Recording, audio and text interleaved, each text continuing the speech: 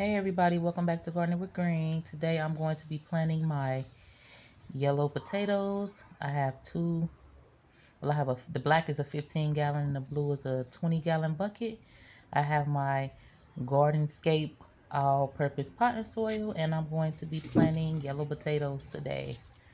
I was at Lowe's and I saw some potatoes for like $3.98, yellow seed potatoes, and I said, you know what? I'm going to plant these just to see what I can get out of this 20-pound bucket.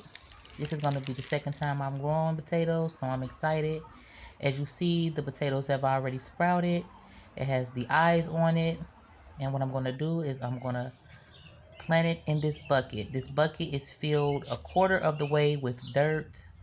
The way potatoes grow is when you see the leaves have the green foliage has sprouted from the potato eyes, you'll cover it with more dirt. And you'll do that all the way until you fill the container up. So you have to make sure that you put the soil on the potatoes in stages. And hopefully I get a lot of potatoes out. I have